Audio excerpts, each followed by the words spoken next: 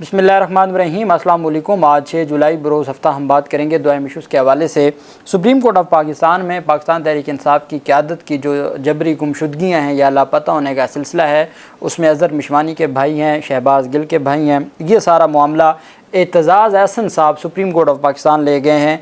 बहुत अहम डेवलपमेंट सामने आई है, उसकी तफसील मैं आपके साथ शेयर करूँगा और साथ में आपको बताऊँगा कि हाल ही में मुस्ताफ़ी होने वाले जज ने, जो लाहौर हाई कोर्ट के जज हैं, उन्होंने जो कुछ पिछले अरसा में लाहौर हाई कोर्ट और सुप्रीम कोर्ट में होता रहा वो तमाम की तमाम तफसीलात और इंकशाफात अवाम के सामने रख दिए हैं। वो बंदयाल साहब का दौर था, वो काजी साहब का दौर है, वो अमीर भट्टी साहब का दौर था। बड़ी तफसील के साथ बहुत बड़े बड़े इंकशाफात, चौंका देने वाले इंकशाफात किए हैं, उसके ऊपर भी हम बात करेंगे।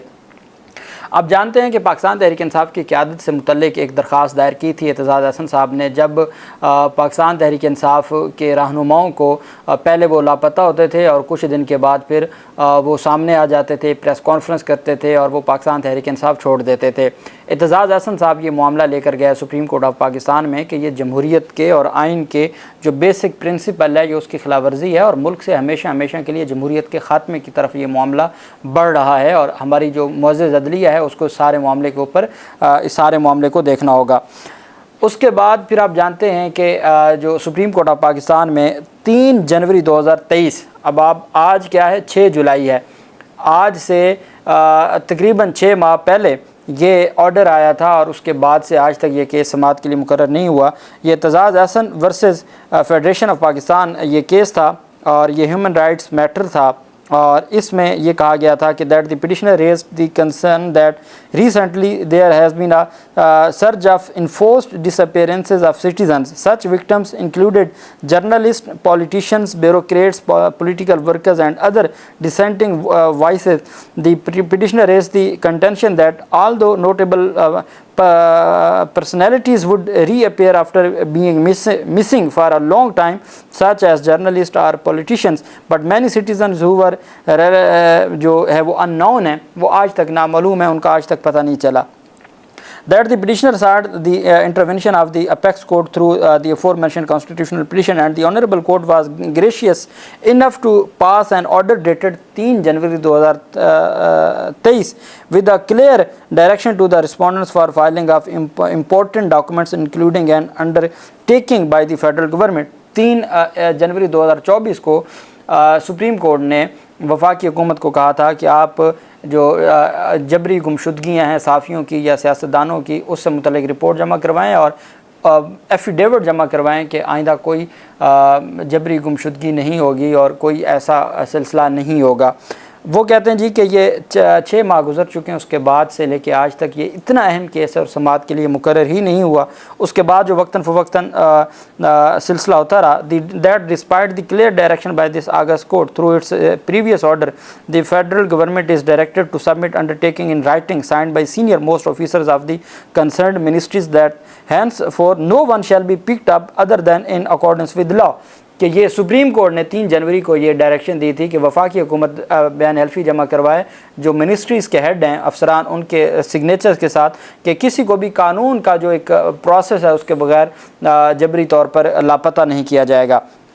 उन्होंने कहा कि उसके बाद से लेकर आज तक ये केस समाअत के लिए मुकर्रर ना हुआ और उसके बाद that some of citizens who have been missing include professor Zahoor Mishwani brother of Azhar Mishwani PTI, professor Mazhar Mishwani brother of Azhar Mishwani और इसी तरीके से Ghulam Shabbir brother of doctor Shahbaz Gill PTI, Ali Bukhari brother of Shehryar Bukhari social media activist, Waqas Amjad information secretary of PTI, Shahzad Gill social media activist and Ahmad Farhad Shah poet, amongst many others known and unknown citizens who have been illegally abducted.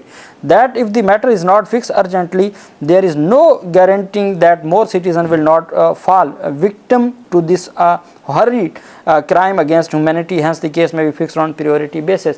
कि जनाब अगर आपने इस case को समाअत के लिए मुकर्रर ना किया तो कई मालूम नामालूम भी भीड़ चढ़ जाएंगे इस पूरे प्रोसेस की। तो मेहरबानी करके जो हमारी वो दरख्वास्त है उसको समाअत के लिए मुकर्रर किया जाए और उसमें इन लोगों को जो जबरी तौर पर ये लापता हुए हैं इनका मामला भी टेकअप किया जाए। ये एतजाज़ हसन साहब ने अपने वकील लतीफ़ खान खोसा के ज़रिए ये सुप्रीम कोर्ट ऑफ पाकिस्तान में अर्ली हेयरिंग की दरख्वास्त दायर की है कि ज़ुरेवाला आपने 6 माह पहले ऑर्डर दिया था, ना आज तक कोई अंडरटेकिंग आई और उसके बाद भी ये सिलसिला जारी है। मेहरबानी करके ये सबसे अहम बुनियादी इंसानी हक़ है, तो मेहरबानी करके आप इस मामले को जल्दी टेकअप करें। तो अब देखते हैं कि काजी फैज़ल साहब की सरबराही में चूँकि ये बेंच था कि ये मामला किस तरफ जाता है। दूसरी तरफ जस्टिस शाहिद जमील ख़ान साहब, शाहिद जमील साहब ये वो जज साहब हैं जिन्होंने ये हाल ही में जब ये सारी मूवमेंट शुरू हुई थी जजेस की जानिब से और मुदाखलत के ऊपर बातचीत हुई थी, तो उस वक्त शाहिद जमील ख़ान साहब ने इस्तीफ़ा दिया था और इकबाल की शायरी के साथ वो इस्तीफ़ा सामने आया था। अब उन्होंने बहुत सारी तफसीलात एक इंटरव्यू में दी हैं। वो कहते हैं साबिर मिट्ठू, ये जो कमर बाजवा के साथ जो उनका एक रिश्तेदारी है, उस केस की बात करते हैं उन्होंने कहा कि साबिर मिट्ठू ने असरअंदाज होने की कोशिश की। अमीर हुसैन भट्टी जो साबिक चीफ जस्टिस थे लाहौर हाई कोर्ट के, उन्होंने अली अफजल शाही को जो PTI के MPA भी थे और सूबाई वज़ीर भी थे, उसको बहुत फ़ायदा दिया।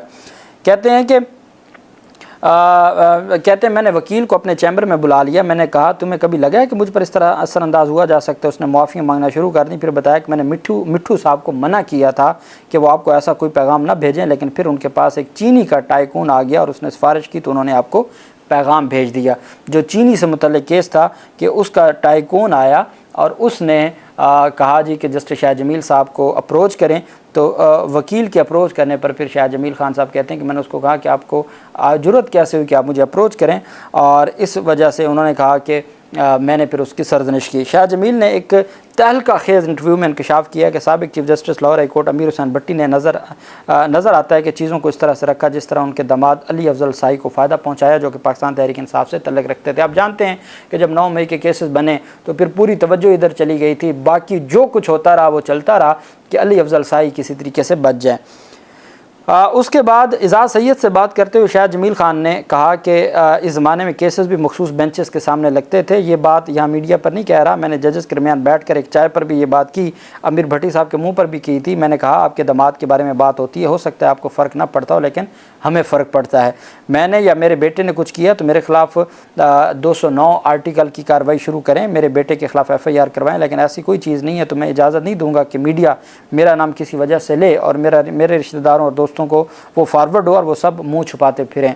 अपने तफसीरी इंटरव्यू में जस्टिस शाहिद जमील ने लाहौर हाई कोर्ट में गुजरे अपने करीब 10 सालों के दरमियान अपने तजर्बात पर रोशनी डाली और उन्होंने अपने साबिक चीफ जस्टिस साहिबान के इससे मुख्तलिफ अंदाज में रोशनी डाली। उनका कहना था कि अमीर भट्टी पर रिश्वत के इल्ज़ामात भी रहे हैं। शाहिद जमील ने कहा कि मैंने सुना, मेरे पास भी वही इतलात हैं जो मेरे मीडिया के पास भी हैं, लेकिन ये बातें हमने मोहम्मद खान भट्टी की लीक शुदा वीडियो में ही सुनी हैं। मोहम्मद खान भट्टी की वीडियो लीक में अपने नाम के जिक्र पर शाहिद जमील ने कहा कि मैं 2008 में काफ लीग की हुकूमत ख़त्म हुई और नून लीग की हुकूमत आई तो मोहम्मद खान भट्टी उस वक्त सेक्रेटरी पंजाब असम्बली थे, जिन्हें बर्खास्त कर दिया गया।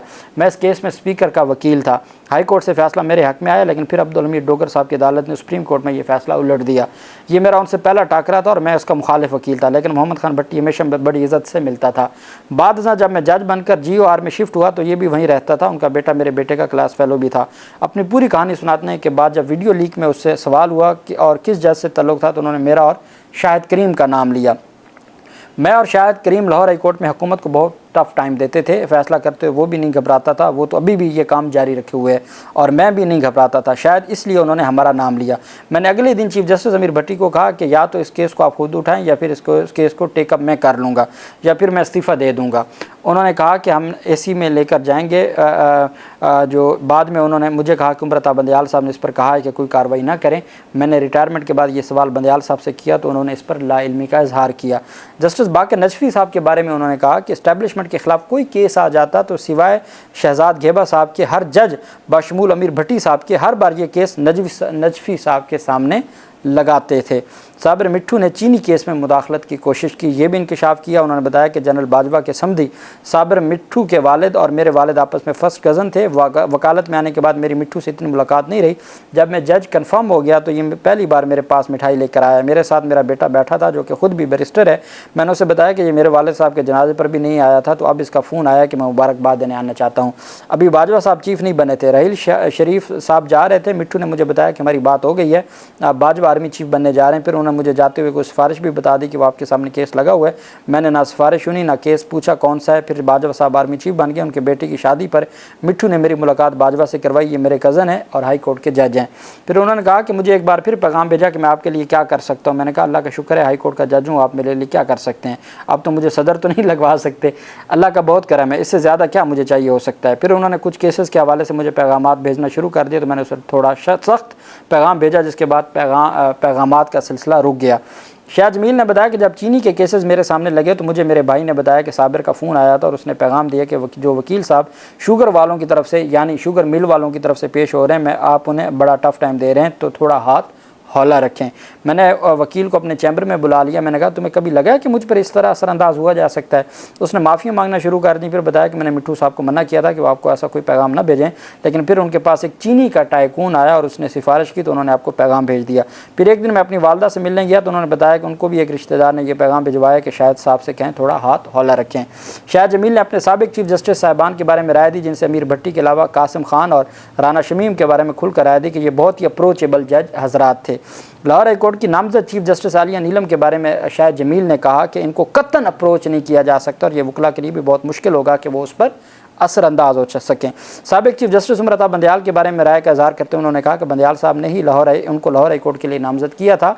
उनसे जब सवाल पूछा कि बंदयाल साहब पर इल्ज़ाम है, दुरुस्त है कि वो PTI के बहुत करीब थे, जिस पर शाह जमील ने कहा कि यह गलत रविश कायम हो गई कि जो भी फैसला है उस पर जज के खिलाफ मुहिम शुरू कर दी जाए।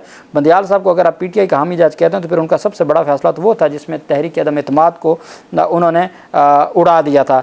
तहरीक इंसाफ ने उन पर तनकीद की और उन्होंने रात 12 बजे अदालत खोलकर एक्शन लिया। उन्होंने कहा कि वो जो गुड टू सी यू वो उनकी रवायात हैं और वो हर किसी को ऐसे ही मिलते हैं। दूसरा उन्होंने कहा कि एजाजुल एहसन साहब इंतहाई जेंटलमैन और लाइक जज थे और मंसूर अली शाह साहब के दौर में supreme court of Lahore high court ने बहुत अच्छा काम किया, लेकिन बदकिस्मती से अमीर भट्टी तक जितने भी चीफ जस्टिस आए अक्सरियत वो थे जो अप्रोचेबल थे और जिसकी वजह से लाहौर हाई कोर्ट का और उन्होंने फिर वो शमीम के हवाले से जो साबिक चीफ जस्टिस थे उनके हवाले से उन्होंने कहा राना शमीम के जब उन्होंने हमजा शहबाज की कोई ज़मानत ली थी घर बैठे और उसके ऊपर भी बात की और फिर जब उनको गिलगित बल्तिस्तान का जज लगाया उसके ऊपर भी कोई बात वगैरह की उन्होंने। बहरहाल ये जस्टिस शाह जमील खान साहब की जानिब से पूरी तफसील पिछले 1-1.5 साल की और उसी दौरान अमीर भट्टी साहब थे ना मॉडल टाउन का केस आगे बढ़ा, 9 मई वालों के मामलात चलते रहे। फिर आपको पता है कि इलेक्शन के तमाम केसेस 9 मई के तमाम केसेस मोअज़्ज़ज़ जस्टिस अली बाक़र नजफ़ी साहब की अदालत में भी लगते रहे। तो ये उस पर शाह जमील साहब की राय सामने आई है। अल्लाह पाक पाकिस्तान कामयाब नासिर हो। बहुत शुक्रिया। अल्लाह हाफ़िज़। पाकिस्तान ज़िंदाबाद।